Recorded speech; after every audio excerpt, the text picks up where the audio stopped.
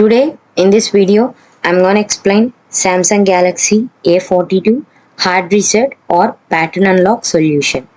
Hold down, volume down and power keys simultaneously for a few seconds. Connect the mobile device to your PC using a Type-C USB cable. Press and hold the volume up and power buttons for a couple of seconds. Release all keys when the recovery mode appears on the screen.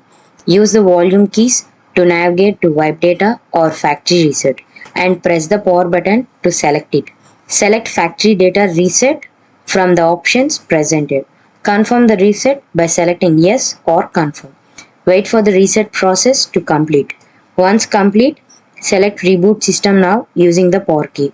All data on your device will be deleted during this process. After the reset is finished, your phone will be restored to its original factory settings. Follow any on-screen instructions to complete the setup process for your device. If this video helped you out, please leave a like and comment down below. If this worked for you, thanks for watching.